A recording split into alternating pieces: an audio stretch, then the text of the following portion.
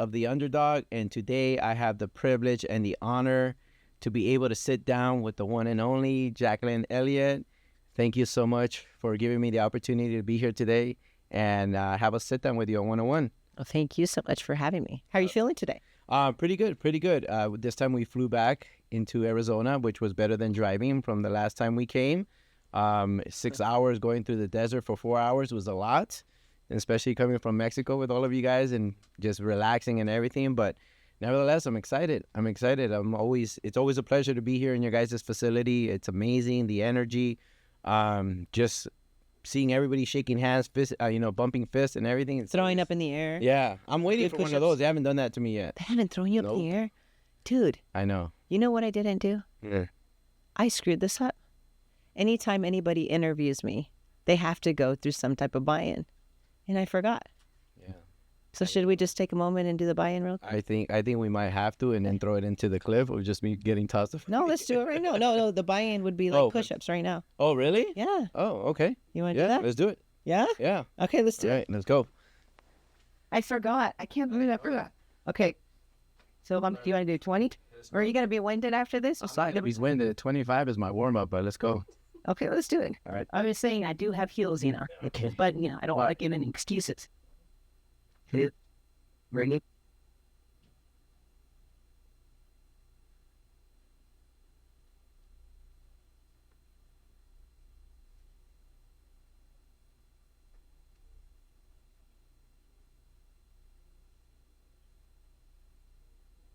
Where we at, Jackie? I did 20. Oh. Great, bud. You want to do our fight? Like, wait a let's warm up. Here we go. We do burpee. Hitting all these cows. Oh, now we're ready. Hey, you know what? Let's We go. started off a little bit. It's going to be more energy. Oh, I feel it already.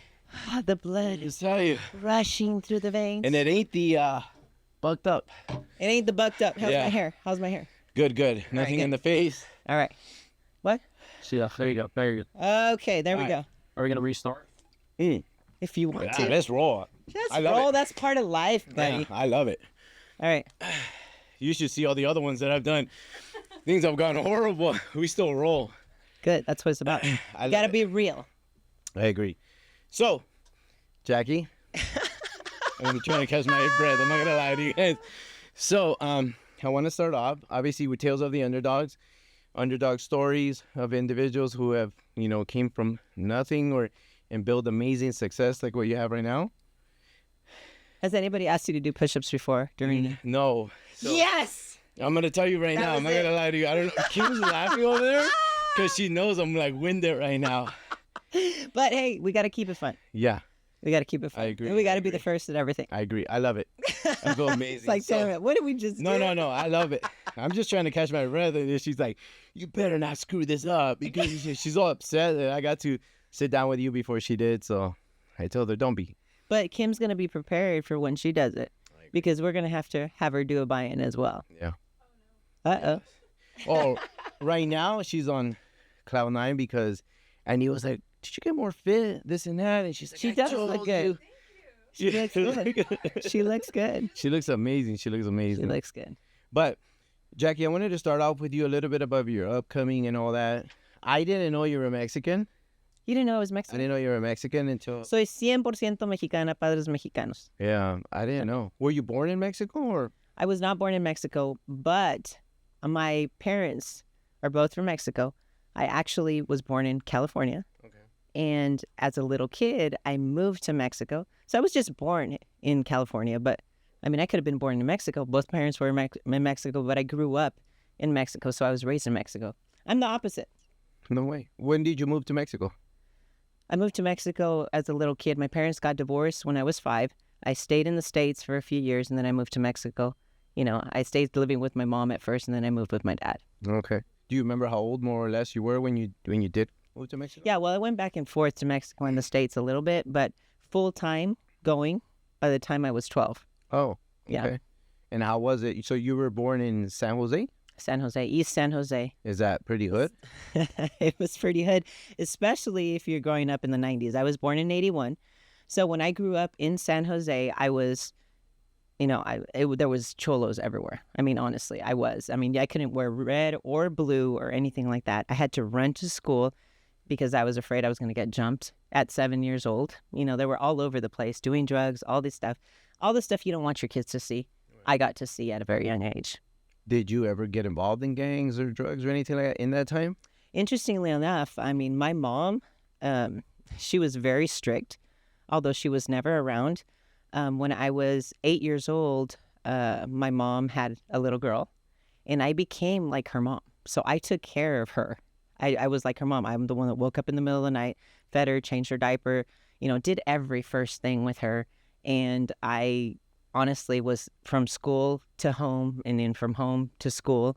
I couldn't really do sports because I needed to raise a kid, obviously. It made me not get pregnant at a very young age. Like most of my friends were getting pregnant very young. And I'm talking very, very young because, I mean, I moved away when I was 12, okay? So I'm talking about little girls out doing things they're not supposed to. But because I had that responsibility at such a young age, I was really sheltered, I guess. And I was there. I had to learn to cook at a very young age. I was cooking food. I was cooking breakfast for my mom and dinner when she got home. She was working very, very long hours. So it was like me. I was just cleaning the house, cooking, taking care of my little sister. So I didn't really get a chance to go out and discover a lot of things. Like I didn't really know in San Jose, if I go there right now, which I haven't been back since I moved away, but a couple of times in my life. So I would get lost. I don't know anything outside of the neighborhood and school where I used to just run to school. And the reason why I used to run to school is because we lived by a park and there were a lot of people that were homeless that lived at the park back then. And there was an expressway. In that expressway, I would run to school right by the lanes, basically, to not run in the park because there were hills in the park where the people would live. So I would run on there thinking at 7 years old when I was running to school, 1.5 miles there, 1.5 miles back, I was there. And I would think at 7 years old, I'm like, I'm either going to get run over or I'm going to get picked up by somebody in a car, but at least somebody can see me. So I'm going to decide to run this way. As the opposite would be me running in that park and having somebody take me and do something bad where nobody could see me, even scream and nobody can hear me. So I had to make some very tough decisions at a very young age. So being street smart and being brought up in that environment really helped me develop those street smarts and know right from wrong really early on. But no, I was never involved in gangs or anything like that. But I knew not to wear the wrong colors and, that kind of saved me, I guess. Taking care of a little baby and having those responsibilities kept me out of trouble.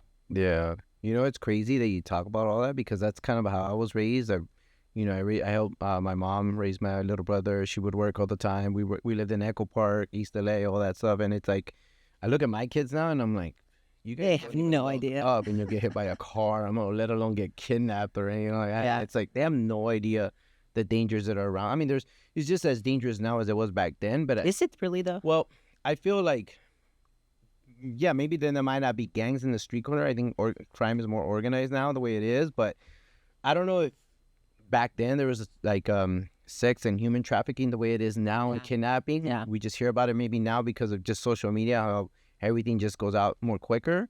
But I just feel like that's what I worry about my kids more than anything. Like, kids being kidnapped and trafficking and all that. But I feel it's always been that. I just feel like growing up in the hood, for me at least, I understood like colors and gangs and where not to go and all that stuff. Just stay away from it. I myself also grew up around gangs and drugs and all that, but I never joined it. I was just around it and I knew better. And because of that, now in business, I have that street smart, and I also now have that knowledge of book smart, you know what I mean? Which I think for us, it's an advantage, Would you agree? I agree. I totally agree. I also believe that I had like a guardian angel. It's the craziest thing with me, and I don't know what it is, but ever since I've been young, like I've been exposed to drugs and all this, but I've never, ever done a drug in my entire life. I've never smoked weed or smoked a cigarette or anything like that. It's the craziest thing, but I just remember, and I'm not saying that I said no for the right reasons or anything. I think I was just afraid to make a fool out of myself, honestly, if I were to tell you the truth. It wasn't because, it was a bad thing to do.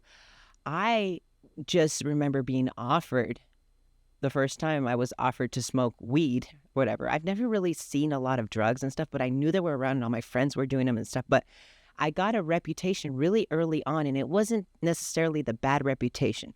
I was the kid that said no, and I hung around all types of kids. I was pretty popular in school considering I was the one that was never involved with different things. I was really lucky. So I got offered that one time and I said no. And I know that if they probably would have insisted, I probably would have done it, but they backed off.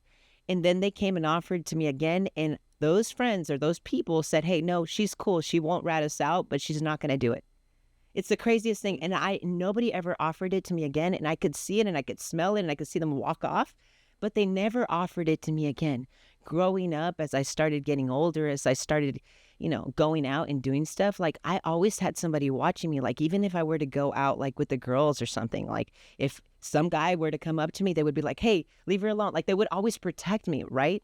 And I've always had somebody there. I've never once been in a fight in my entire life. Like I've never fought, like physically, never. Like I know I could probably take somebody on. Like I'm pretty freaking strong, but I've never had being in those environments and around all these people. You would think that I've gotten into massive amounts of fights. I've never been in a fight, but I've always had somebody there that I would always like watch out for me somehow. And I don't even really understand why, but there's always been somebody there, like always like, hey, no, she's cool, leave her alone, or oh, don't mess with her. Or I've never asked for that.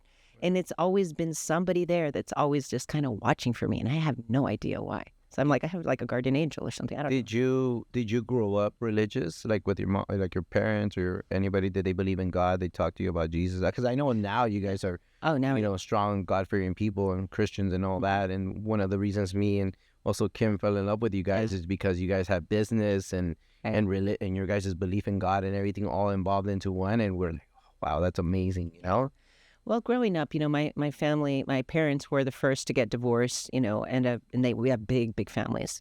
My mom is one out of 14 kids. My dad is one out of 12. Everybody extremely Catholic growing up, Mexican, just diehard Catholics. They were the first ones to get divorced. So they kind of fell off of religion just because they felt like they were being judged early on. So going to church, yeah, of course, you have, you got baptized, first communion, all this confirmations, all the stuff that I did. But I really never had a strong relationship with God. Matter of fact, it was like really interesting because my mom was always at work and she worked on weekends. So she left me alone a lot. And I remember when I was a kid, we used to have like the Jehovah's Witnesses that would come and knock on the door and everybody would hide from them. I remember, and it was like one of those things. But one day my mom let one of them in the house and she's like, no, I don't have time for that. Because they were like, when I just read, like they would just have these Bibles or whatever it is. And they would come and, they were just nice people that would come and you could tell that they were strong. And I always admired that they were really strong in faith. And I didn't really understand much about religions or what the differences were or anything. But my mom's like, I don't have time to talk about this. But my daughter, she's home. Like, why don't you read to her? So I had a lady that used to come like twice a week and read me, like, just Bible stories and stuff like that, which was actually really cool. So I learned a lot, but I was never religious. I still never went to church. I did do like the classes when I needed to get my first communion and all that stuff. And I was just like following that type of example because, you want to make sure that, you don't go to hell because you want to make sure that you go do all the stuff that you need to do or whatever. But it was never a relationship that I had with God until later on in life. Andy and I, we really got together and started looking at life because Andy came from the same type of thing. Like his dad was a Catholic, his parents, she ended up getting pregnant and then the church kind of kicked him out, of their church because she got pregnant. They told her that they wanted to continue going to church, that they needed to give the baby up or something like that. So he didn't believe he never got brought up in that. So, as we went going on before we got into the self-development and all of that and what we were, I remember that I used to read Bible stories to Andy, but they were not just Bibles. They were children's Bible stories with the little pictures of the giraffes and all of that, just going through, all of that. So I would just sit and read them. And by now we're Christians. So I'm like reading all of these Bible stories to him growing. So I was always very interested in faith and I would pray, but I really never was close to God. Like it was like I didn't really understand it. My family was so like, I think a lot of times in religion or in belief, I think more than a relationship, I think we just kind of fear God and we see it as a religion more than an actual relationship. So with later on in time, it became more of a relationship. But yeah, I believed in God, but I did not have a relationship with God back then, if that makes sense. So, yeah. That's amazing. You know, it's funny that we have so many similar upbringings, because I was the same way. My parents weren't even, they brought in somebody from the Jehovah's Witness, and we came, I remember sitting Really? down. Yeah, and they would tell us, like, you have to, you need to learn about God, but not us, type of deal. So Yes. I was very confused, but I would listen to it and I would hear the stories and everything. But, you know, as a kid, you wanted to go play outside and everything, but they would give us like that homework and things to do. But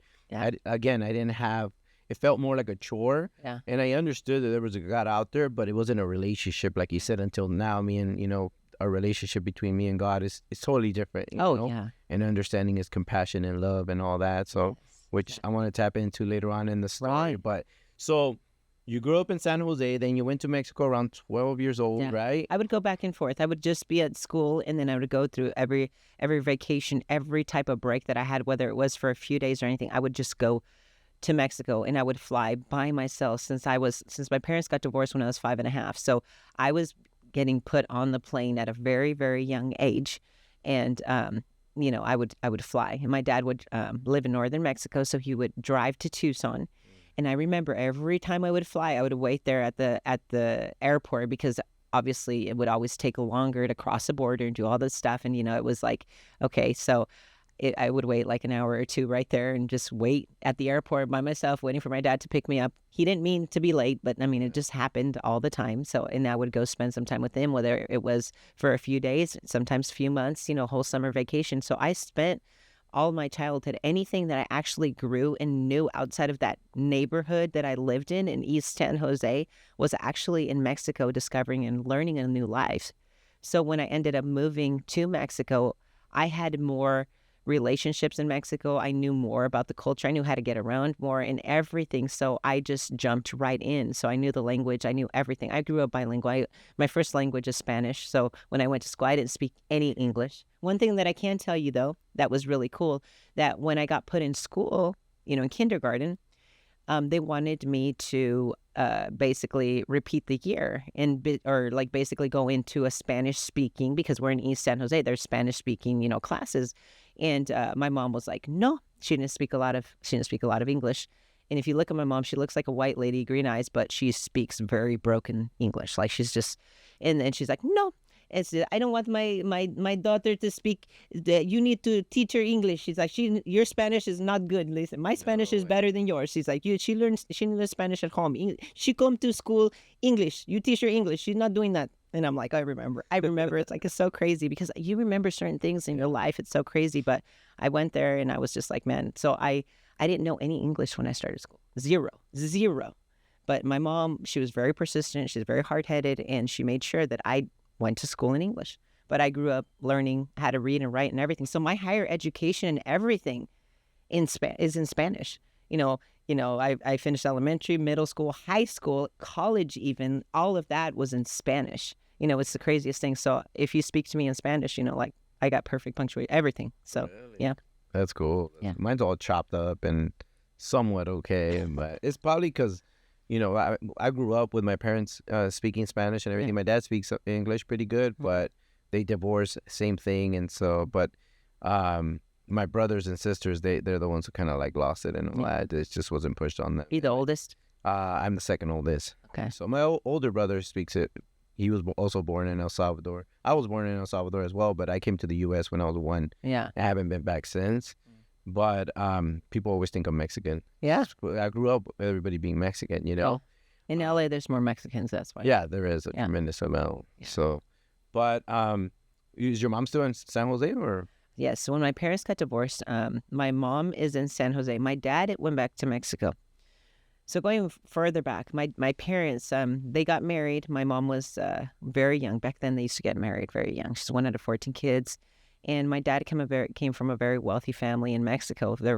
In Mexico, it's like you're either known from your last name, or, you know, it's not like, okay, you're going to work really hard, you make a lot of money, you can do really well. No, it's not like the United States. And that's why we freaking go so hard, because I know what it's like, you know, to be from another country, coming here, you kick ass, you make some noise, you chase what you want, you can get it. It's a land of opportunity. But in Mexico, my dad came from a pretty wealthy family. But what happened is he fell in love. He married my mom, right? And they ended up going to Mexico. Well, my dad had a wealthy family, had a lot of cattle, a lot of property, a lot of stuff. So his family very well known. Well, when my dad left, his brothers, inherited all of that, and they took care of everything, right? Which I get it. He decided to leave. It's my dad's fault. He left, right? So he left and he went because of love, he never really fit in Mexico and in the United States. He came from a very wealthy family to going to the States and working like from the bottom up. And I'm talking from the bottom up. Like he used to work freaking in the fields, getting lettuce, like working all of these things. Like he was an actual laborer, right? He went to school to be a chef, all this stuff. He used to work like all these different jobs. But my mom, even like she was pregnant with me and my brother, and she was basically working in the fields. I mean, so my dad's like, hey, this is not my life. My life is full of entrepreneurs. Like this is not me. But he stayed there for love. So when my parents got divorced, my dad, first thing he said, I don't belong here. I need to be in Mexico. So it was me and my brother at the time. My dad ended up ended up staying with my mom. But my mom was a workaholic. I mean, there's a difference. And I've never really talked about this, but, we talk about people that come from money, and sometimes we don't relate with some people when you think they're entitled. And we're always going to be those people that are very grounded and we don't ever think we're too good.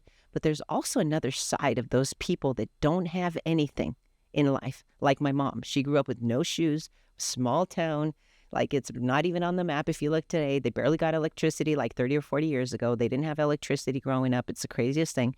And, all of a sudden she went to California. She made a little money. She got a job. She got her house, and she got so enamored. She fell so much in love with those material things that she could never let them go.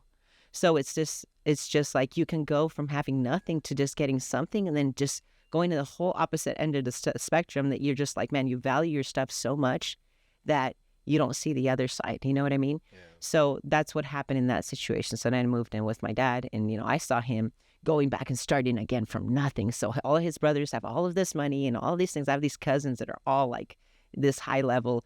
And then my dad, he starts business, and obviously he didn't go back to the family like, hey, I want in. Like he said, I'm going to have to do my own thing.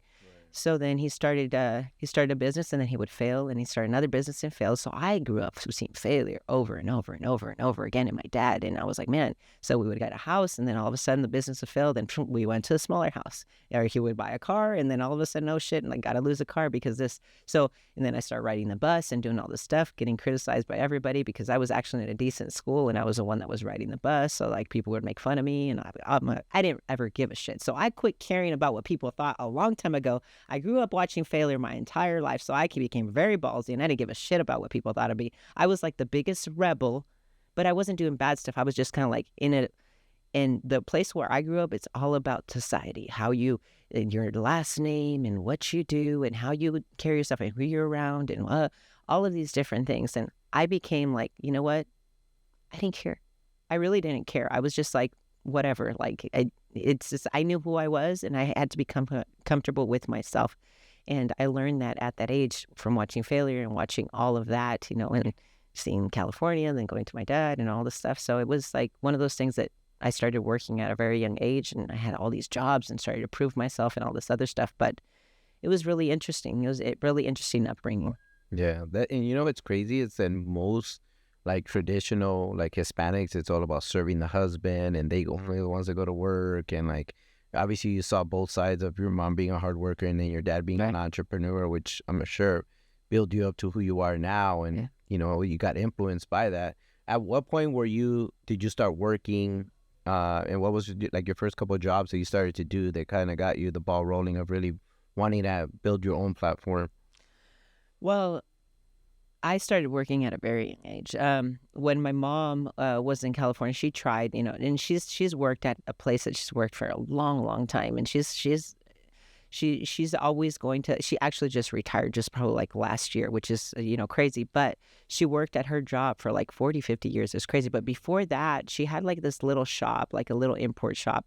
And I remember when she was when she had her little import shop, because she tried to give entrepreneurs. I mean, she tried to be an entrepreneur for a little while. She opened up a little import store, and she had like lots of import stuff that she would get from all over the world. And she had like little candy bars from like Mexico, and she had like all these like little quinceañera dresses from this place. And she'd be like, oh, all these. It was an import store that she had.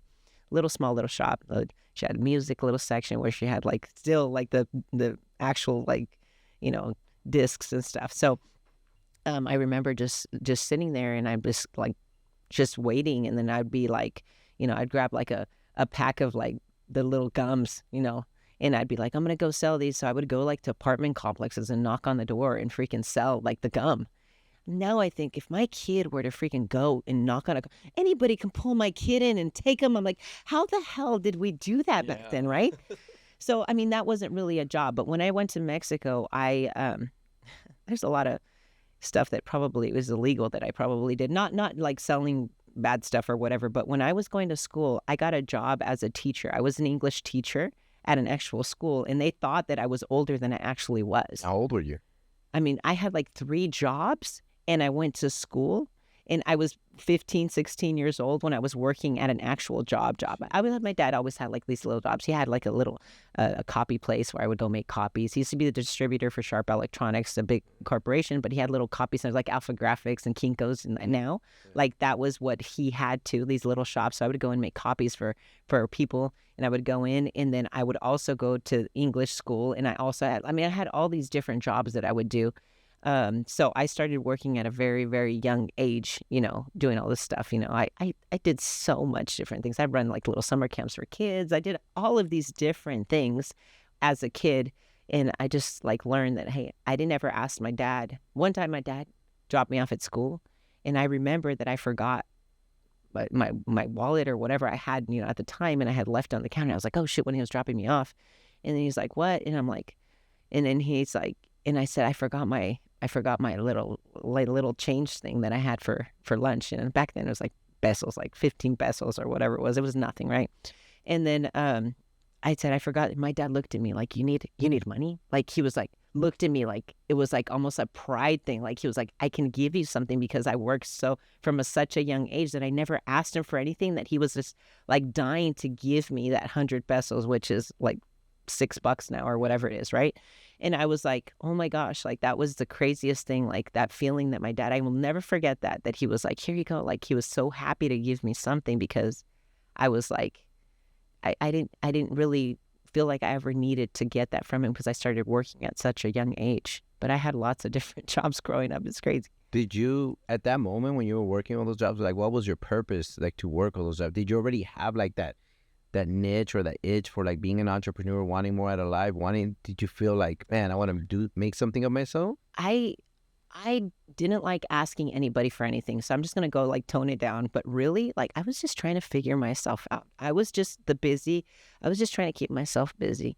I mean, I think a lot of it was kind of like masking, I guess, some pain and from being home. I mean, my dad married a younger woman. She didn't really like me because I was my dad's only daughter. She was really jealous of me at the time. So I just didn't want to be home. Honestly, I just wanted to just kind of stay out of the house and kind of just figure it out. But it's not that I wanted to go buy expensive stuff or do any of that. I wasn't making that much money. Shit, I was delivering bread. I was baking and delivering bread. I was working as an English teacher. I was making copies. I was going to school. I was doing all these different things. I was tutoring. I was doing all these crazy things. But it wasn't about me being like, hey, I got to prove myself. It was like, I think I was trying to escape a lot of stuff, honestly. Now that you ask me, I'm like, I think I was just trying to be like, hey, you know what? I don't really like being home because I don't really like the environment. I just wanted to just, see what life was about. And I wanted to do stuff on my own. I wanted to prove to myself I was a hard worker. My mom, she wasn't a very good mom. She wasn't ever really around. She said something she shouldn't have said to me when I didn't deserve it. And I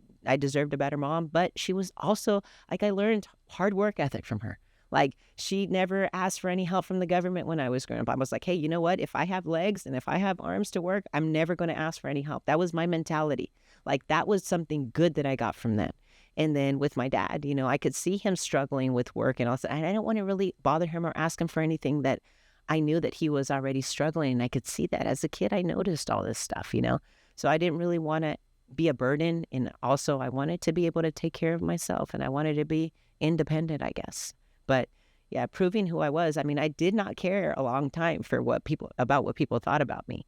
And then later with time, I think it was, until I came to the States, I was like, okay, now I need to figure out how to really freaking work to really build something. but that was way after. So And then, so when did that time come around? So you did all this, you were in Mexico, you worked, you did all these odd jobs and everything. At what point, where did you come to the States? How old were you? And when did that click happen that you were like, you know what, I want to, because it's different here in the U.S. Yeah. Wanting to build something. Well, yeah, so after, when I was in Mexico, I ended up going to college in Spain, which was crazy because at that point, like, I had moved out of where my dad was, his house and everything. I mean, it was just kind of toxic. I never got into any fights with his wife or anything, but she hated me. I mean, it was just like she just didn't like me. She's good now, but when I was younger, she was really hard, and I never ever talked back to her. I never did anything. I was a pushover.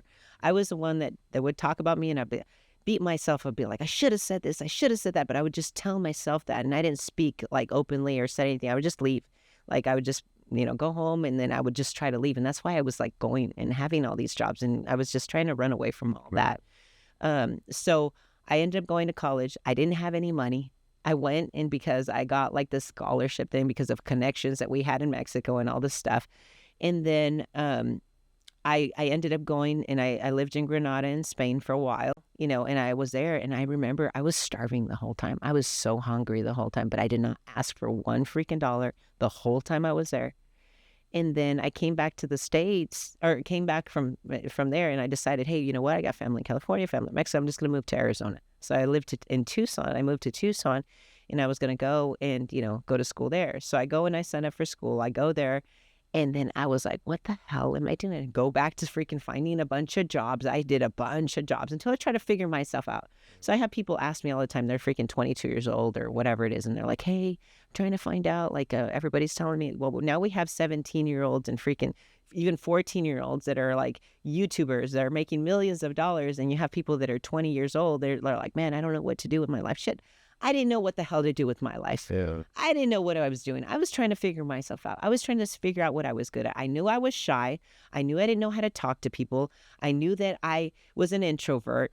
And I learned really fast that I needed to change that in order to make money. So I got into sales, and then I started excelling really big in sales. And I went into the car business, and I started growing, and then they started promoting me. I saw all the wrong things that girls were doing in positions that I was in. I was like, I'm nothing like that. I'm not going to flirt at work. I'm not going to talk to anybody. I'm going to go in and improve myself. And I just started growing and kicking everybody's ass. And I just started beating everybody in the leaderboard and just started getting promoted to everything. So I just started killing it in the car business, where I was able to leave my other jobs and then just kind of focus, there. So I ended up moving to where Andy's from in Oklahoma, and I had a finance position. But you were killing it here in Arizona? In Arizona, in Tucson. With the car sales? Mm-hmm. And then how'd you end up over there? What made you go over there? It's a funny story. So I was doing really well. I was finance director in the dealership I was at. It was a Cadillac, Pontiac, GMC, Saab, BMW store. Half the brands don't even exist anymore. That's how long it was, okay? Yeah. I mean, that's a lot. So I was there, and I was in finance. I started off there. I kept growing and everything. Everything that I've done has been on accident. It's the craziest thing.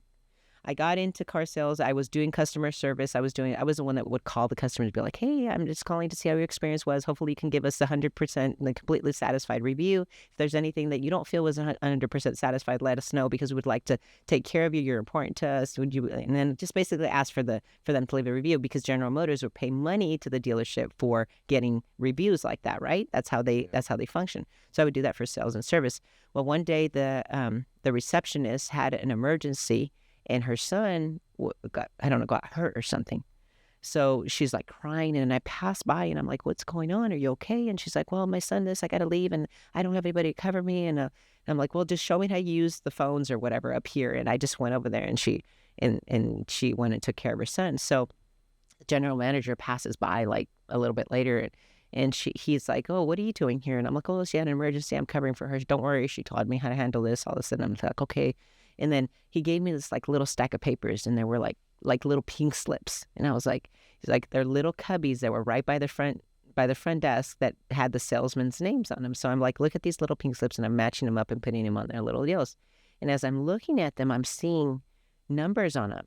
And I see the commissions circled and what they're making on these cars, on these car sales. And I was like, And then he passes back by after I'm like done. And I'm like, hey, Frank, I remember his name's Frank. He's a little short guy, Italian. And I'm like, is this really what these guys make on these cars? And I watch these guys and they're just like sitting, looking out the window. It's hot as shit. And they're just kind of just sitting there, just a whole time just talking, right? Occasionally they'll talk to a customer, but they're just kind of like sitting the whole time. I'm thinking like, dude, they're so freaking lazy. I'm thinking the whole time, right? And he like laughs and he's like, what do you mean? I'm like, does this guy make this on a car? Because I see like the model, like everything on there, and then the commission. And he is like, yeah. And I'm like, can I try this? And then he's like, well, what do you mean? You're doing a great job in customer service. I'm like, hey, I can do that like once or twice a week. I already have a bunch of jobs. I mean, I can go and I can just, I can still do that. Just let me try sales. And then he's like, no, well, and I'm like, come on, what's the worst that could happen? He's like, okay, fine. And I'm like, he's like, come Monday. So I show up Monday with my heels and everything show up. And he's like, you're really serious? And I'm like, well, yeah, I'm serious. I want to try selling cars. And he's like, and I'm like, okay, wait, what do I do? He's like, well, go talk to customers. And I'm thinking like, is that it? And I didn't really know. So anyway, I go out there and first person I talk to is like an older man, reminds me of my dad, like really straight laced, like hair perfectly fixed, whatever, very serious face. And he comes in asking for diesel trucks. Like he's asking me like, and I'm like, I have no freaking idea what the hell I'm doing. Yeah.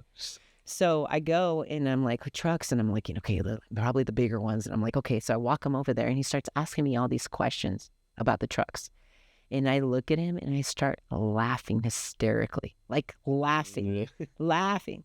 And he was like just staring at me for a good minute, like staring at me. And then all of a sudden I get a little smile and he's like, what are we laughing at? And I'm like, do I look like the type of girl that knows anything about these trucks? I have no idea. It's my first day. I just came out here. All these guys are probably looking out the window, just laughing at me. They don't even want me to work here. Like I said, I don't know anything about this. I can go get you one of them if you want them to give you all the answers. But listen, by the way you're asking me all these questions, I already know how these trucks work.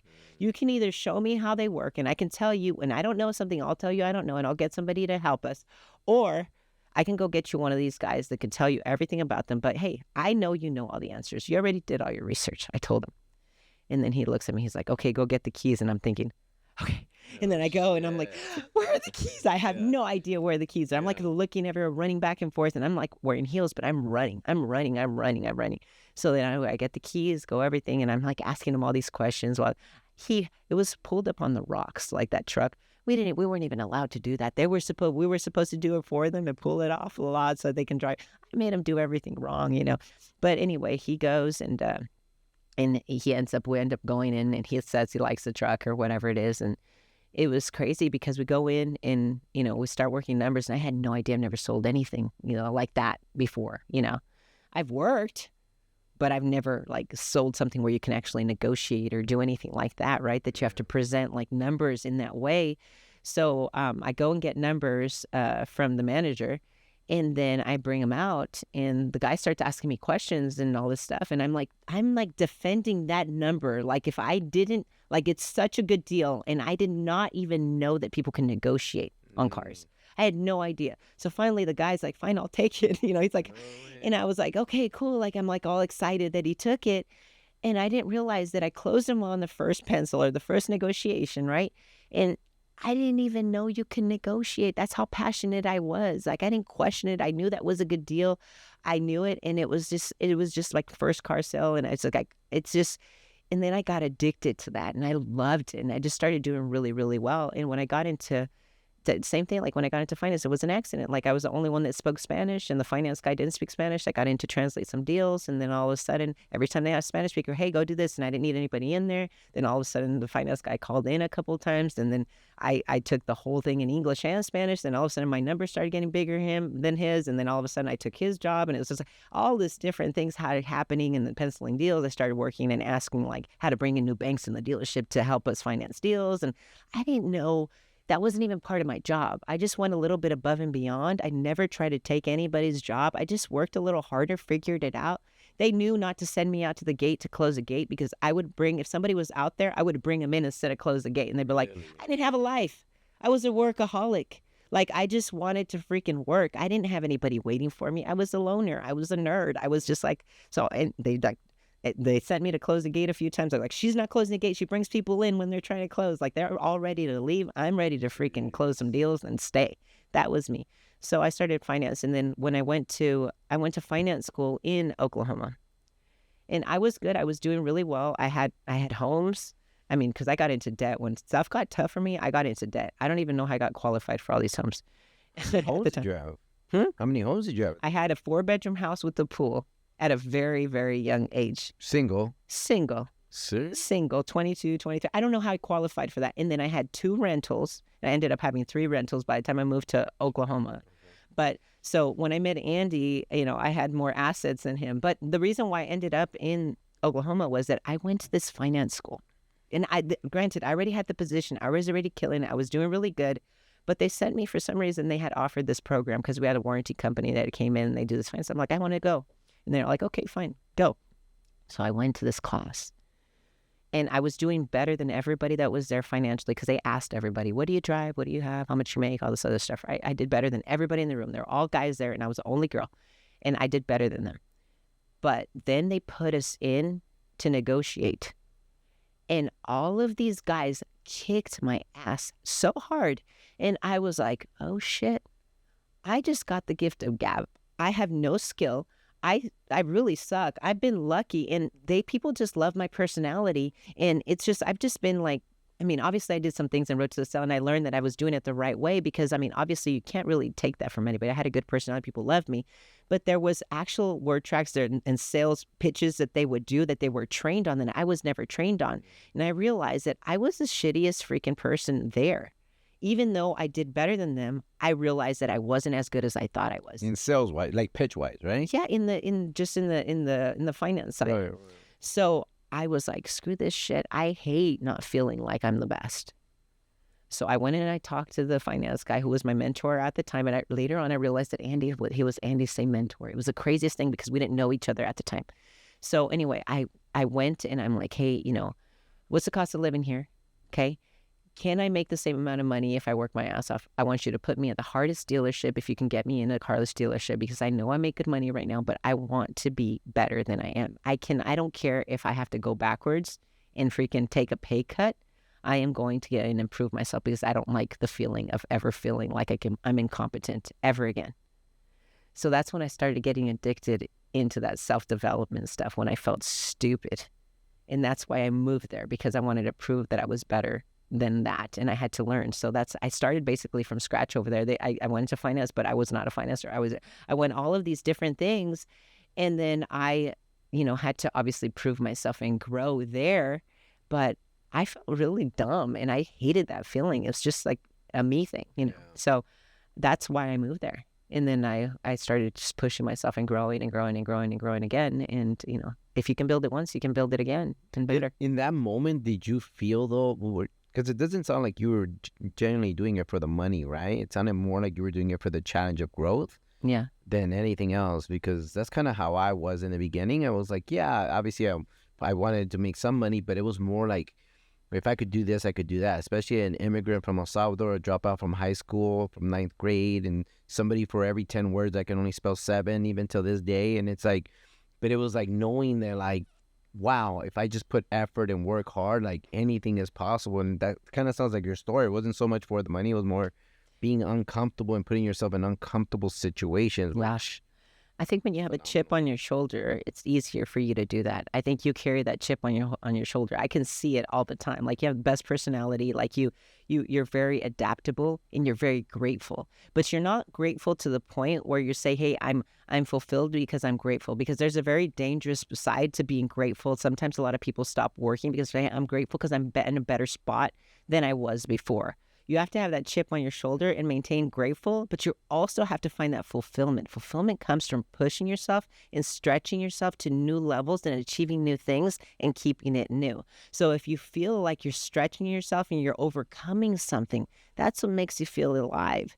It's like the founding fathers of our country. They lived to be 80 years old when during that time, that average lifespan was only 40. They had something to look forward to. They had hope. They had dreams. They had responsibilities. They had a whole legacy to prove. Like, you push yourself to that next level in growth and you get addicted to that. We got addicted to that hard shit. I got addicted to that hard shit before I met Andy Elliott. And then when I met Andy Elliott, I tested him and was like, hey, dude, like, what are you doing? Like, because I had been promoted all these different times in the car business for 2 years before I met him. And I was like, man, I've been in these positions. You're still stuck in this position. You've been here for 10. What are you doing? And he was like, what do you mean? What am I doing? Like, you don't know who I am. You know, like, you don't know where my family comes from. Like, dude, you don't know where my family He told you that? Yeah. And it was like one of those things where I had to help him believe in himself and know that there was another side of him and empower him to grow and know that, hey, you know what? You're better than this. Yeah. You're doing great and I'm proud of you and you're so talented. But man, why are you stuck in this position for so long? You can do so much more. Like, there's so much more out there for you. And he didn't really understand it. But when he did, that's when he became unstoppable. And it was the ballsy freaking Mexican freaking don't give a shit unfiltered freaking biatch that said that, basically, but that had the heart that told him this, that truly did believe in him and empowered him to grow.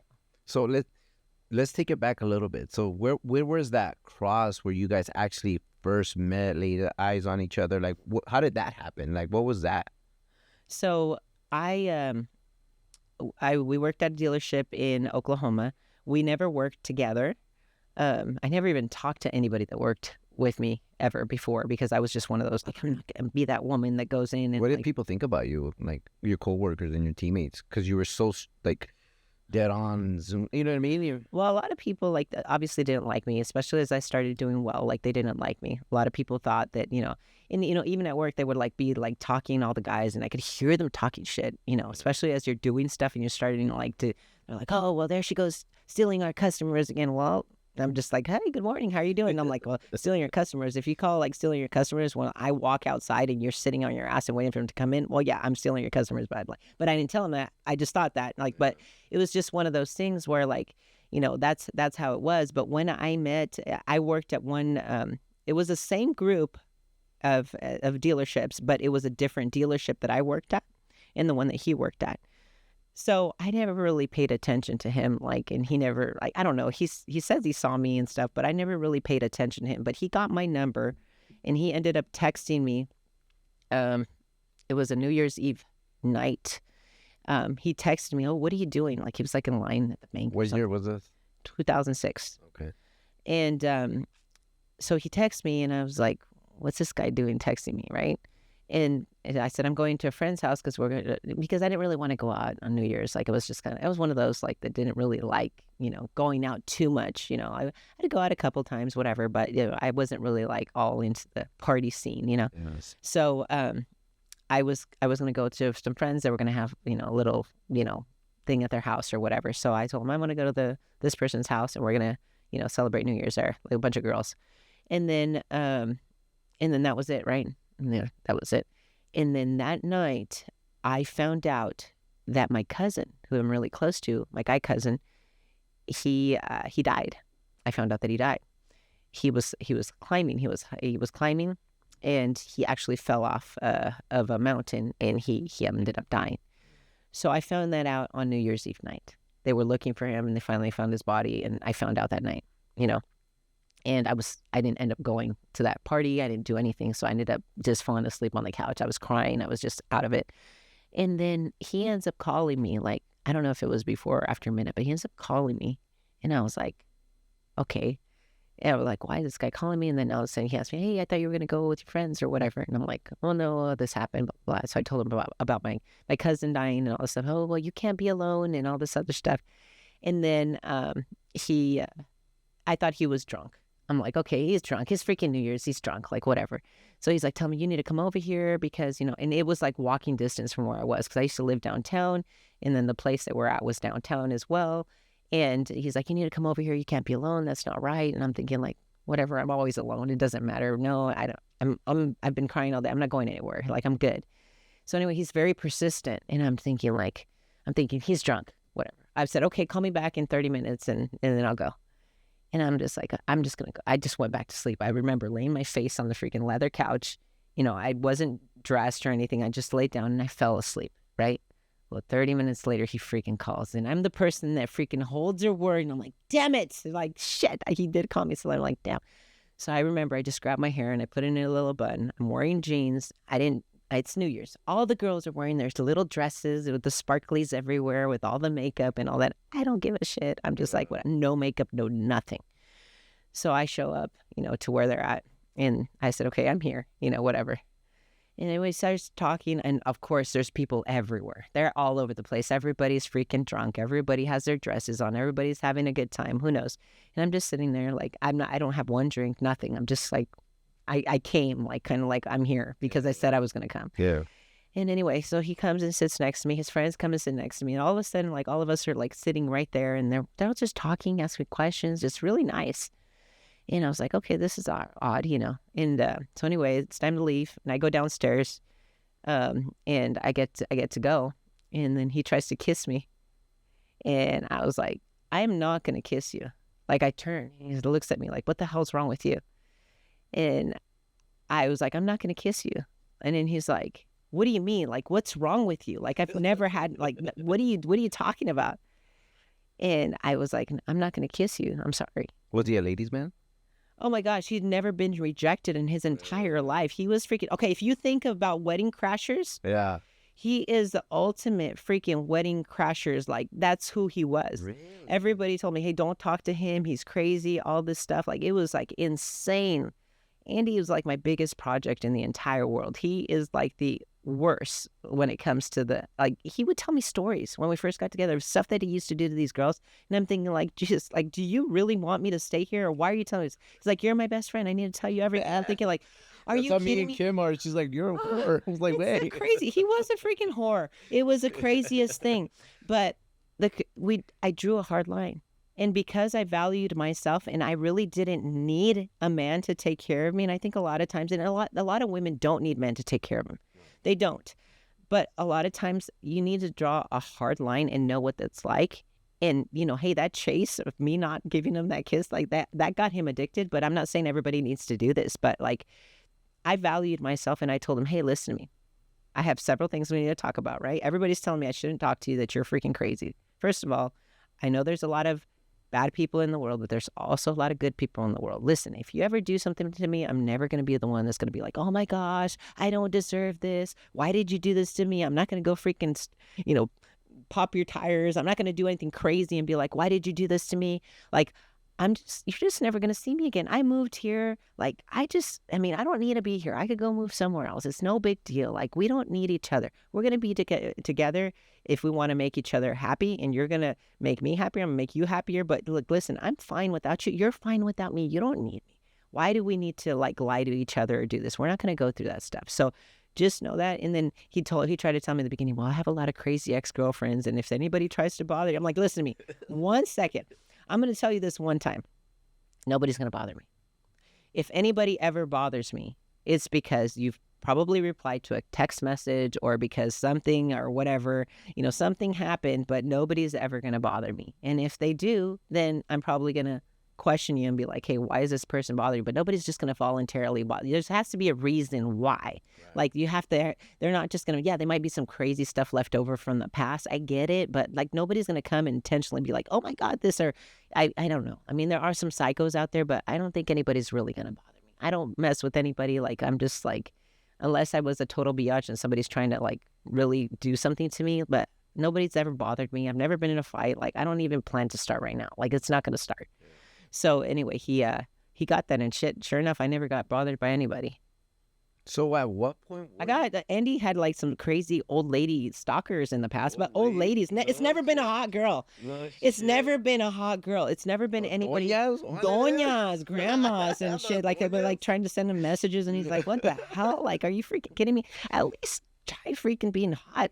Like nobody's ever tried. I guess, I don't know. Not that I know. Like it's been crazy. Like it's never been anybody that, it's crazy. So Jackie, you have like this very strong force in what you're telling me in your history. But at one point, were you like, I might like this guy, or like, he's interested. Where was that part for you? Because obviously from day one he chased you, He invited you and everything, but you still went and met up with him, Yeah. whether it was your word or not. At what point were you like, where was that tipping point for you where you were had an interest for him? It's crazy. We come from a lot of, I think my story was I was very broken as a kid and I had a lot of stuff going on and I was a workaholic and I was very secure and I in everything, but I was also broken at the same time. And I think that what really attracted me to him was that he didn't really ask me a lot. Like he didn't really, like he just knew that he liked who he was when I was there. And it wasn't like he was trying to figure everything about me. Not that I was embarrassed of how I was raised or anything that I did was bad but he just really just didn't seem like he was just one of those. Like he was just kind of like, hey, you know what? Like, you're cool. Let's just be cool together. Like I was never the type of girls like, hey, we have to, get engaged. We have to get married. We have to do this. We have to do that. No, it has all been his idea when we started having kids. I wasn't like, hey, we should probably have kids. It was never come from me. I wasn't the type of girl that told him, you know what, I feel like it's time that we need to go to that next level. Like it's always been him.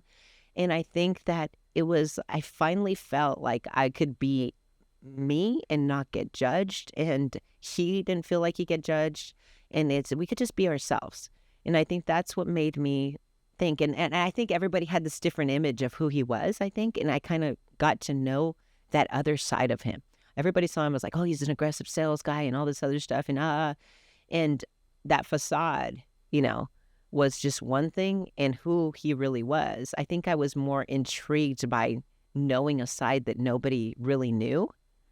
And I was just like, man, this guy's kind of like a teddy bear. Like he's actually like got a sensitive side, but I don't want to like a pushover guy either. Like, but I wanted somebody strong because I was strong. So it was just like, so he had that going, but I knew that he was my project. I don't know what it is about it, but I am addicted to freaking projects. That was it. And Andy Elliott has been my biggest project in my life.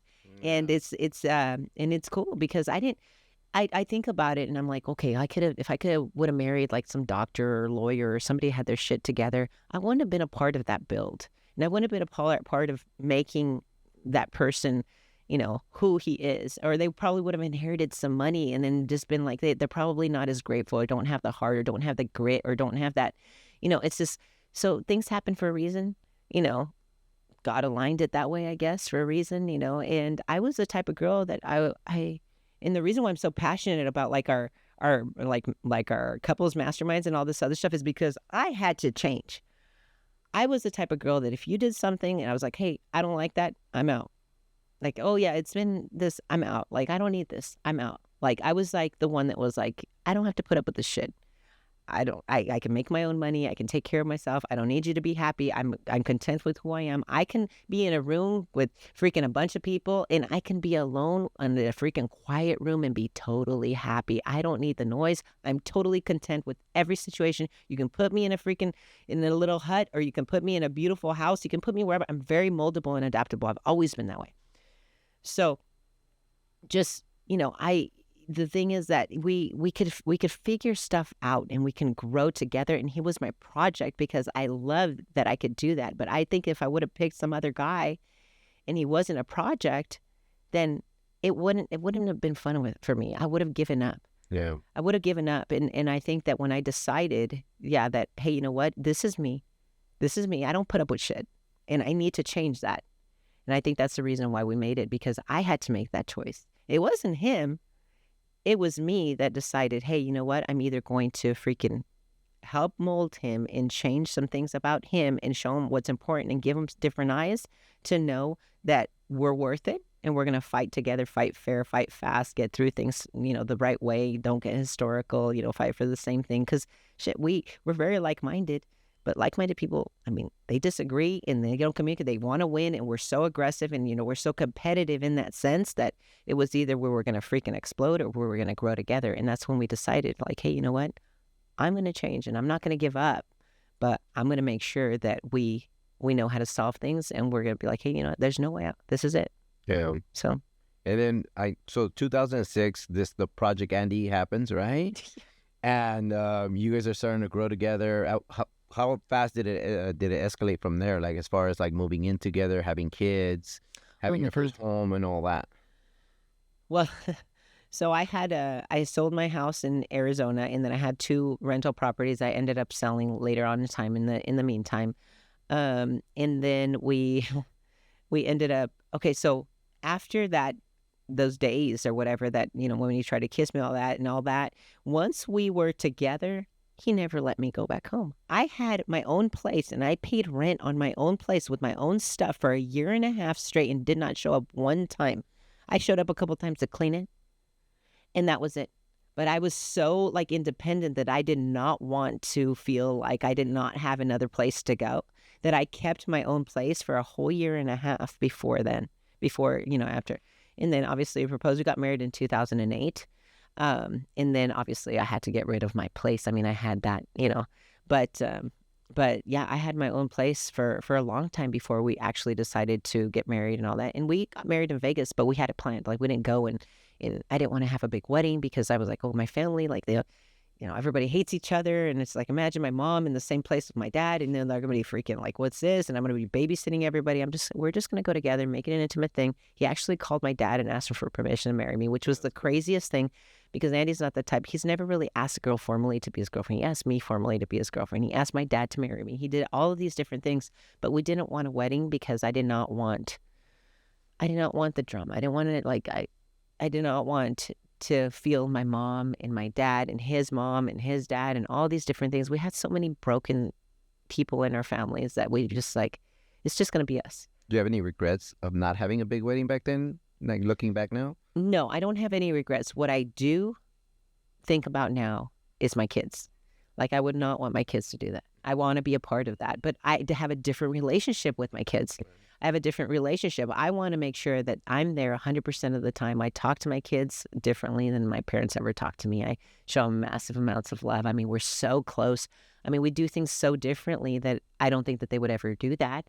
But if I were to tell you that, yeah, there's no regrets, I wouldn't have changed anything about it because there's so many people that have big, big weddings and they do all these big things. And then it's a facade because they're divorced in freaking 3 months. I mean, or something happens. I mean, we feel like we marry each other every single day. Like we get better and better and better and better and better. Shoot, maybe one day we'll go renew our vows and we'll go have a wedding with all the kids and everybody. And that's different. Maybe we'll have a big party one day. And we've talked about the 10 years, the 15 years of that. I mean, we've been past all that now, but it's like, maybe that 20 years we'll do it. Who knows? It's coming up. So maybe we'll do that just to kind of make up for that. But no regrets in that sense. I think that what we've done past that point, past the exchanging vows and past the wedding itself has been far more substantial than that day. And I think so many people look up to that wedding day and think it's the end. Everybody's encouraging you to get married. Everybody's telling you, oh, this, that. But then you get married and who's there to tell you, hey, are you being good to your wife? Are you being good? Are you growing? Are you showing special energy? Are you really proving yourself every single day? Who's there then? Everybody seems to fade away and disappear. There's no support. There's only support to the day of. And then after that, it's almost everybody's like encouraging you to give up. That's what society is doing. Yeah. So in our case, we decided to do things differently. Yeah, we didn't have the big wedding, but now like we've created something where we have people cheering on our marriage and we're making sure that we teach that to other people. So it's different. Yeah. And I don't know how many people or if any of your guys' podcasts you guys have talked about the rough times that you guys had in the story that you talk about how you told him that you learned how to live without him and all that with the kids and all that. But we've heard it together being at the couples boot camp and being around you guys and all that, which was very, I don't want to say shocking, but like it makes you feel like you guys are more human because it sounds like, because if people look at you, they're like, oh my God, you guys have such an amazing life. And it seems like it's been like that forever. But when you really get to know, powerful individuals like yourself, you realize that everybody's had problems. Everybody's had adversity. Everybody's had breaking points where it almost went the other way. At what point, because you've always been a strong woman since you were a child, at what point did Andy step up where you talk about like you kind of like let yourself in a sense go, like where you were just a hair bun and you were just a mom and you were very unhappy and all that? How did that transition happen, and why did it happen where you just kind of like step back and then came back from that? Well, as a woman, we've gone through so many different stages, but what I can tell you is that being independent and then getting with Andy was one thing. We learned to fight. We learned to do all of these different things. But when I had my kids, it was, I just loved being a mom. You fall in love with that, with just your babies. And it's just like, man, because before I had kids, I was like, okay, when I have kids, I'm going to bring somebody from Mexico where they're going to take care of my kids. And then I'm going to be working, forever because there's no way I can stop working because I have that entrepreneur mindset. And I'm like, there's no way I could do this. And then all of a sudden I had my son, and I've always worked and done stuff, like from home or, either going to the office, but not necessarily to like the level that I am now or before, I basically had my kids.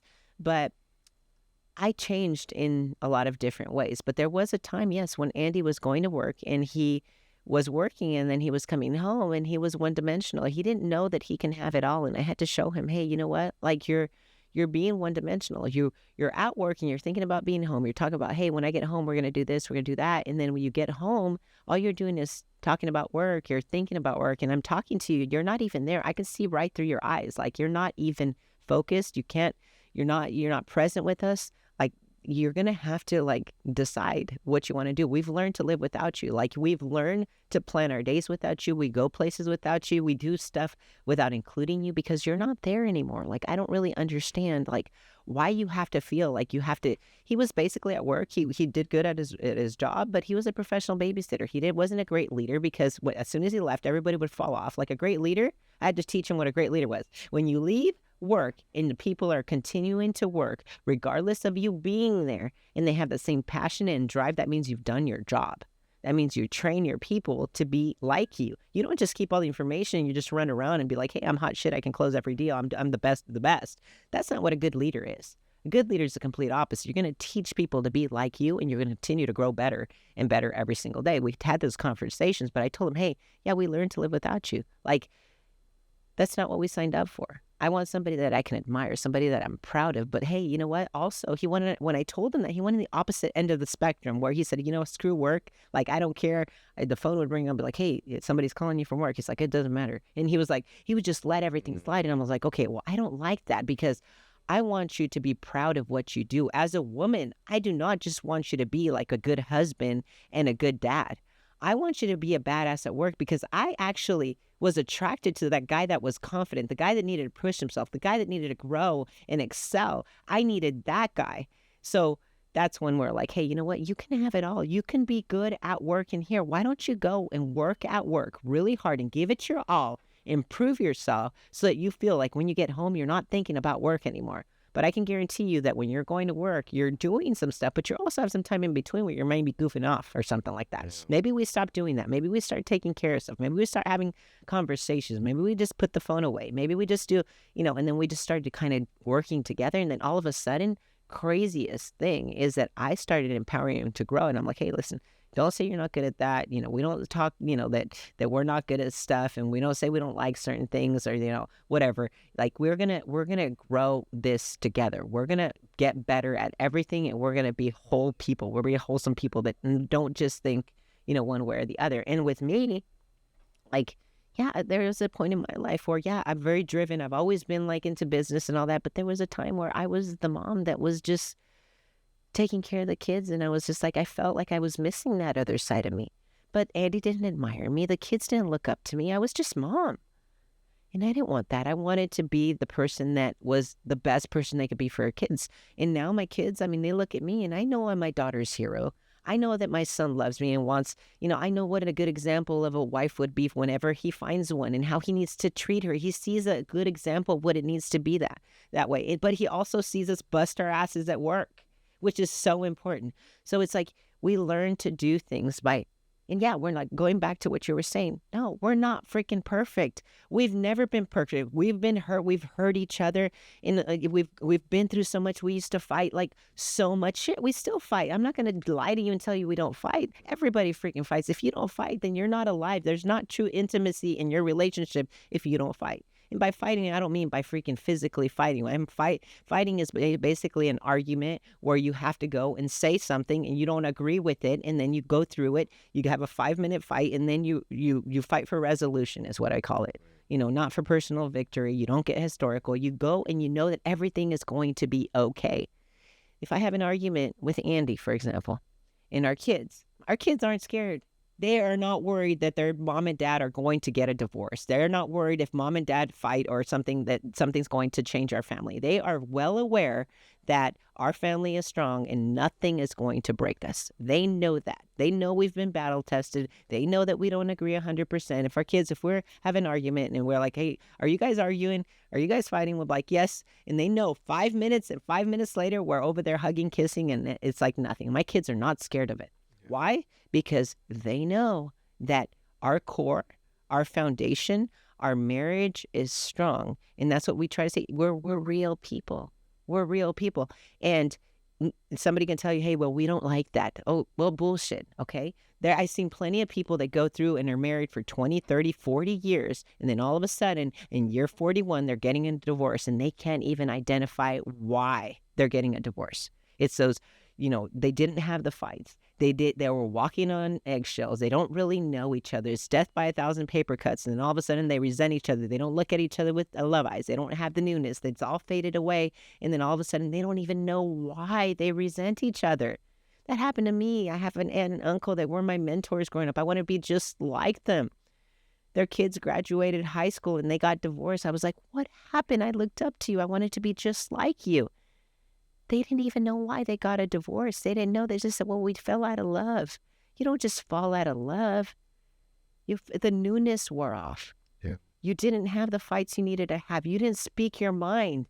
You started resenting yourself, resenting each other for the freaking socks he left on the floor for freaking 15 years. And you didn't know how to tell him that was important to you for him to pick up his socks. And he didn't really know because you didn't know how to communicate that to him because you were avoiding that fight.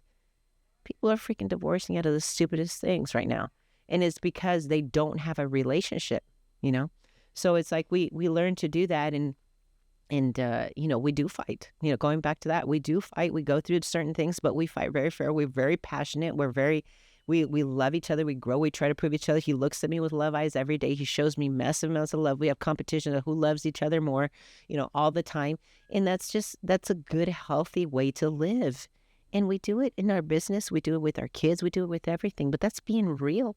That's being real. Do you think in that moment, though, when things started to kind of go sideways where he wasn't present and he was working more, did you ever think of divorce? Or did it ever cross your mind that it could possibly go that way? Or was it a non-negotiable? Well, no, I never mentioned the word divorce. I did tell him that we learned to live without him, which I think he translated to in his own mind that it was probably he was going to lose us. But did you in your mind, did you ever think like if it continues to go this way, I don't want to go, or were you just going to stick it through for the kids? As a wife, I know how to trigger my husband to a way that would piss him off enough to change because I know his heart and I know he's willing to change. So he comes up with that story. Why does Andy Elliott always pull other people's shirts off? He tries to trigger people. Why does he trigger? And you didn't like that. No. Everybody hates it, right? So why does he start doing that?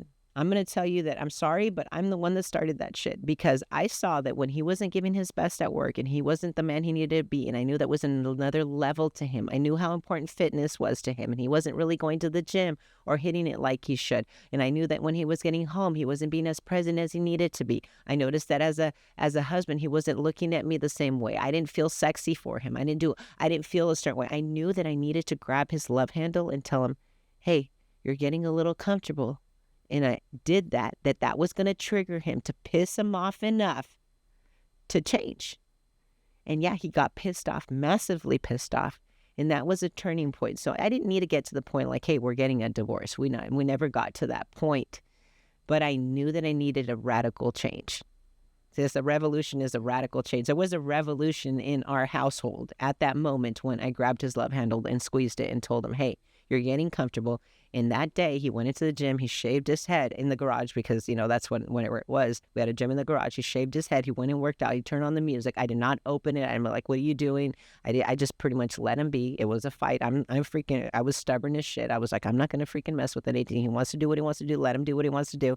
He went and shaved his head. He worked out for like 4 hours. It was crazy. Then he comes out and all of a sudden his face looked different. His eyes looked different. He gave me a kiss and he said, I'm sorry. I'm going to change. And for the first time in my life, I saw that and I was like, I believe you. I believe you. Because sometimes we've had some false promises come along the way where we said we're going to do something and we don't do it. And then all of a sudden our loved one is like, doesn't question or doesn't support us or doesn't do like, isn't, you're like, why are you? You're my wife. You should support me. Well, you've made some promises. You've said you're going to do this and you've fallen off on your own. You made false promises to yourself, and to your family and all these different things. And you've let yourself go. In this time, I saw he was serious. And at first I kind of laughed at him because he shaved his head, obviously. And I was like, what the heck is this shit? But then all of a sudden I was like, okay, I like this because I see a difference in your eyes and I believe you and I'm going to support you. And we talked through, game planned. And that day, everything changed for us. You don't think it's crazy that, obviously you did it for your own purpose to trigger him and grabbing his love handle. And now it's a worldwide thing that's triggered people in all kinds of ways, like at least for myself. Because you got people are bitching and whining, oh, this is so mean. And you got people like me that lost 60 pounds and like my mindset has changed and everything. And I'm just like, I'm gonna get a six pack. I'm doing this. And I'm even jumping with Aaron on his program. And it's like, you take it, you have two types of people, right? But the fact that you did that and now it's changed so many thousands of people all around the world with something that you did for him, that is just a ripple effect that is just now. Yeah. All these people that are they're looking at these videos and social media and they're just like, man, like, I want to be a better person. I want to be better for Kim. Like, Kim wants to be better for me. And it's like, and then coming to, like, listening to your aunt's story, that one's probably what got to me the first time that I listened to that story. Is like, wow, you know what? And looking back, I know a lot of people that their kids grow up and then, boom, they divorce. Yeah. And now I understood why, because a lot of people do it. Let's just stay together to the kids once the kids are out of the house. And you're like, well, why did those people divorce? And then you realize that they've always been unhappy, but they stuck together for the kids, which is one of the stupidest things you could do. Because if you're not good, and like you said, and Andy says, you guys take care of yourselves, and then your kids come second. And like, it might sound weird, but it makes sense because now you're the perfect example of the way your son's going to be to his future wife and your daughters to their husbands and all that. And like, that's the way it should be. Yeah. You know what I mean? Yeah. Well, it's like your son this year. If I were to show my son massive amounts of love, but if he sees me be not close to my husband, not close to Andy, and being like, hey, cold to him or whatever, and I'm only showing my son love, he's not getting the example he needs. I need to be better to Andy and show him what an example looks like. And I'm actually showing him more love as a result of, because he's showing a stable, life and all of that. Sometimes it's like, I was talking to a lady not too long ago and she was like, hey, she's like, I just don't do this and I don't have a really good relationship right now with my husband. We were close, but now I stay so busy. Like I have to take my daughter to gymnastic and I have to take my other kid to karate and I have to do all these different things. And, and then we're going to come to the couples mastermind, which they ended up doing anyway. But, and she's like, well, I don't want them to miss. I know how important this ballet thing is to my daughter. And she's like, I just want to make sure that she makes it to that ballet thing. And I'm like, I understand. Now, do you think, stay on that and just fast forward a little bit. Do you think that in a year or two down the road, that missing that ballet class is going to affect your daughter by any way, shape, or form? She's like, well, no. It's like, now, fast forward a year from now. Say you don't come to this. Do you think that if you were to continue in the same route that you and your husband are getting along right now, what's going to happen in a year from now? Well, we won't be together. What's going to affect your daughter more, missing that ballet class right there or you divorcing your husband? And she's like, I never thought about that way. And I'm like, the way that you act with your husband has more of it's like teaching your kids a different language. I can speak Spanish to my kids all day long and until I'm blue in the face, right? My kids speak Spanish, but that's because I have people that speak Spanish to my kids, okay? But when my kids got a little bit older and then I started speaking Spanish with Andy or English with Andy, Andy doesn't speak any Spanish. The kids were like drawn to English. So they started speaking English to me. I could be speaking Spanish to them and they're not going to learn Spanish because they hear me speaking English to Andy all the time, right? So they're going to learn more by what I speak to Andy than what I talk to them about. It's the craziest thing. That's how it works. So I had to go bring somebody that doesn't speak any English to make sure that she's there all the time with them and all this other stuff and make sure that, we're constantly going on to Mexico and do all that stuff to make sure my kids keep it fresh. But if I were to just talk to them in Spanish, but they're listening to everybody else in English, they're going to learn in English. They're not even going to really remember the Spanish that much. It's like showing your kid that much love to them directly, and not being the person that you need to be as an example, and loving yourself and loving your spouse and loving what you do, loving your job and coming home happy from work. All of these different things have more an effect on your child than what you do directly to them. Always. I love that. I love that. You know, one thing that I love about you guys is that I don't think I've ever asked Andy or anybody from your team about how to sell. I just want to be a better human, and I want to have a better relationship, because Kim is obviously the one who I want to spend the rest of my life with, and just be a better human being. And that's what I came here for. And I think a lot of people, like, obviously you guys teach sales and a lot of things that we'll kick ass in sales. But like, I don't think people understand how much your community, and not only you guys, but everybody here, even JP was like, everybody were like, he was startled because everybody come in and be like, hey, what's going on, man? My name's and they've never seen him right with us, but it's like, this is who you guys are. And that's kind of what I want. You know what I mean? I want that kind of influence in my life and where I am right now in business and just my personal life as a father, as a boyfriend and everything. And I just want to thank you guys for that. Thank you. And I know we've run a little bit on time, but I wanted to ask you two more things before I let you go, Jackie, because I know you got a lot going on.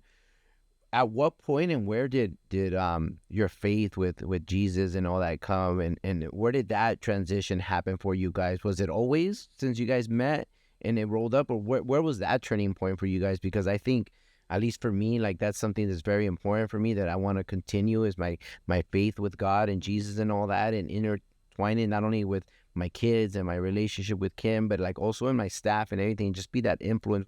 Where was that? How did that transition happen for you guys? Well, I was stronger in my faith than Andy was when we first met. Like I told you before, like I was reading him Bible stories, children's Bible stories. You know, when he would fall asleep to my Bible stories. Every night I would sit and open up, little Bible stories, and from Noah's Ark all the way down to like all the different Bible stories. I'd read it to him. They had little pictures on them and all that. And I would just sit and he was like, oh, read to me, because he just liked hearing my voice, not necessarily because he wanted to learn the stories. And he would pass out sleeping while I was reading. I'd continue to read, and continue to read. And it started, like, I remember that we started going to, so we left the city and we went out to this little place because we were like, hey, you know what? Like, we're gonna quit the management thing. We're gonna go sell together. We team sold for a while, Andy and I. This is we're already married, and we went and we lived out at our lake, and we're like, you know what? We're gonna go out there. We're about to build like this multi-million-dollar house out in this land that we bought, and it was just crazy. And then one day, it warmed up the food over and over and over, and I was like, yeah, is this what we're signing up for? Like, we're never ever ever going to like leave this life. We're about to build this crazy house. I'm like, why don't we just go move out to the lake? I told him. He's like, what? You don't want to build this? Like, you put all this stuff into it? I'm like, not really. Like, I don't really care about the house. I just want us to like grow and get close. And then I said, we don't even have kids at this point. Like, it was like, it was just us. And I'm like, we're going to be slaves to paying this freaking house forever, like the way things are going.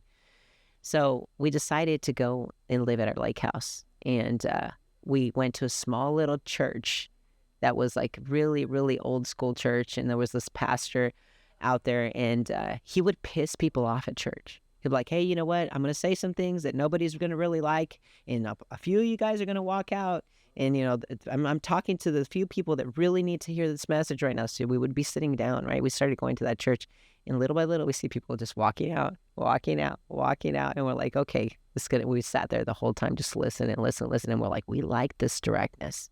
We like this. Nobody ever talked about like how strong your faith is, and like got pissed off in that sense where you actually like, there's no people pleasing here. Like, I love that. So we got really close to God, and our faith really grew at that little church out there.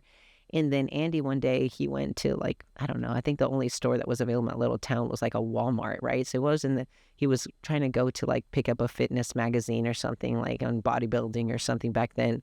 And he happened to run into like something that was misplaced in the aisle right there by the fitness magazine. It was like basically some CDs, like audios from like Joel Osteen or something. And Joel Osteen, and he would listen to him on his drive because he had a 45-minute drive to work and back. So he started listening. He started getting really, really passionate about it. So we would talk about it later. He would always read his Bible in the morning. So we got really close when we went and we said a goodbye to everybody. And we went in and lived at the lake far away from all society or anything. We decided to like, hey, you know what? There's nobody else out there. It's just us against the world. And we have God. And that's all we got to do. And that's where we got close. When we didn't have any influence or anybody, we went out there, we went back to zero, and we just basically focused on God. And then I got pregnant, with our son. And, and he was born in that house. It was crazy. Like we got really, really close with God. And that's where we really grew out when we separated ourselves from everybody and just kind of went out there and just us. It was so secluded that I would basically I would take out the trash in my underwear, with my big old belly, obviously by then now. And I would go and it was like, you had to go down this driveway. It was a private driveway and there was a street, right? And I would take it all the way down to the street, right? In my underwear. I'd be like, no cars. Okay, I'm just gonna run back in my underwear all the way to the top. It was like, there was nobody there. It was like completely secluded, no traffic lights, no stop signs, no nothing. It was nobody out there, but we got massively close. So sometimes when you meet God, you have to go hit rock bottom and put everything aside and just kind of go and have a relationship with yourself. And that's when you really learn. And it was just when it happened for us. Do you look back at every single adversity and wins and everything that you had and see where his presence was there for the things that he put you through? Because I have that. Like I have some times where, and I even tell Kim, especially since she's new to all this, and sometimes she gets mad at me because I laugh when she's going through adversity with her team and she's crying and she really puts into her team and all that, and I'm just laughing. She gets really mad, not because I'm making fun of her, but because I know what she's going through, and I'm like, you have to go through this. It's like you have to go through this turbulence. She just wants to kick your ass. And she's just like, and I tell her, I'm like, it's part of it. I'm like, you don't understand it, but I understand it because where you're at, I've been there.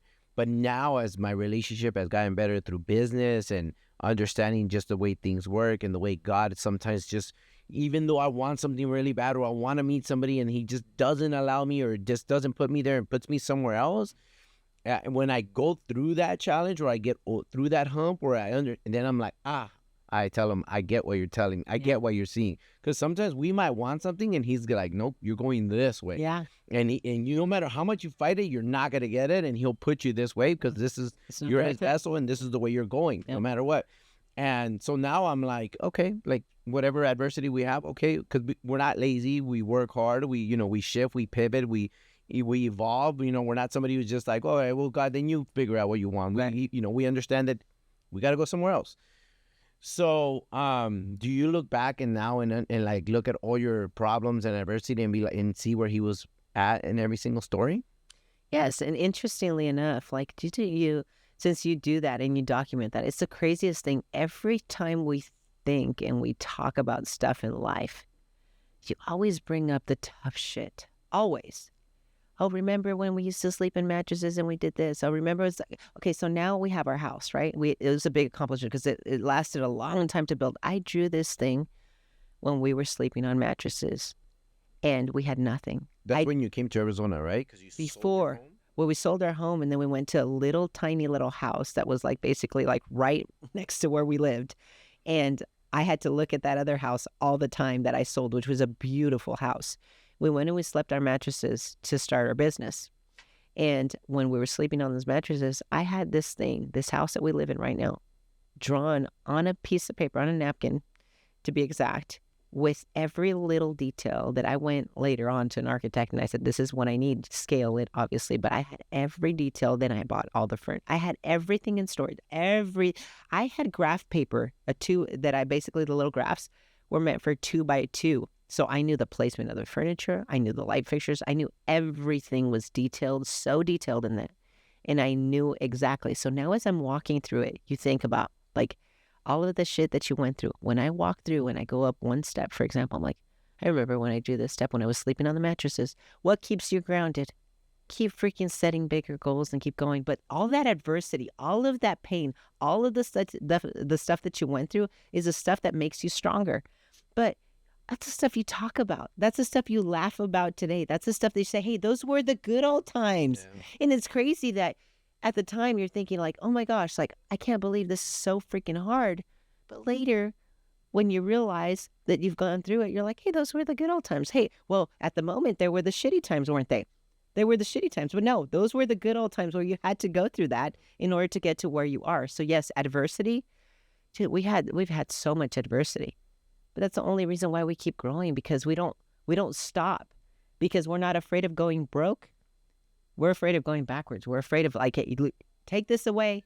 Give me a freaking a brain aneurysm. Okay, now I'm toast. That's what I'm afraid of.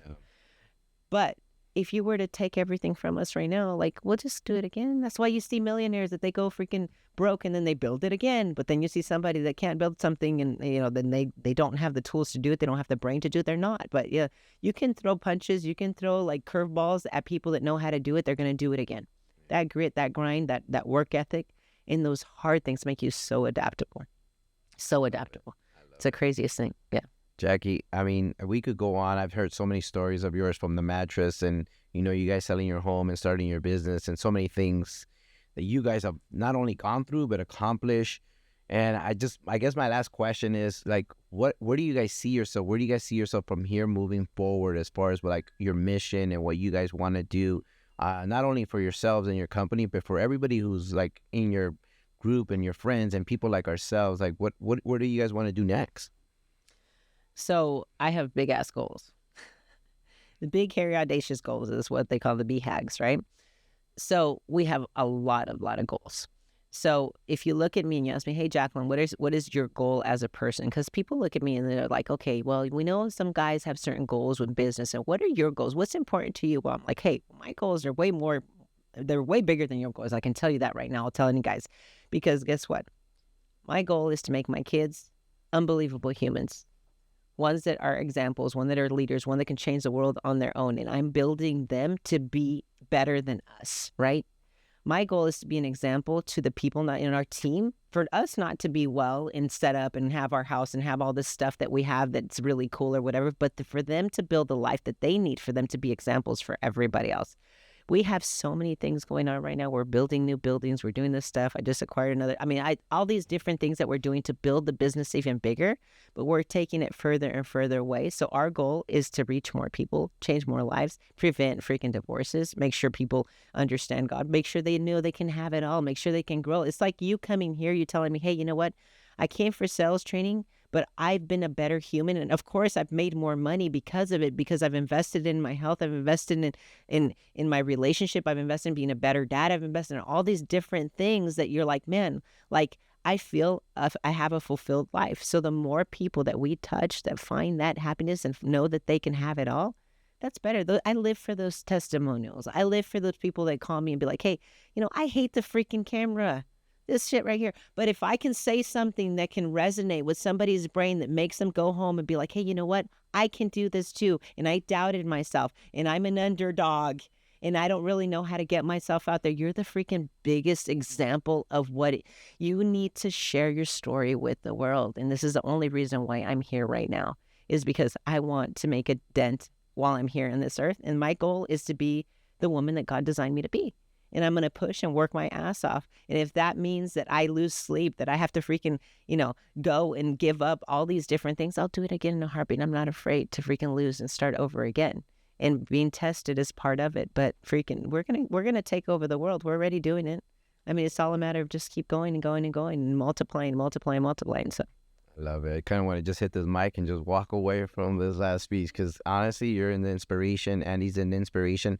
But most importantly, your team is an inspiration because they're a reflection of who you guys are.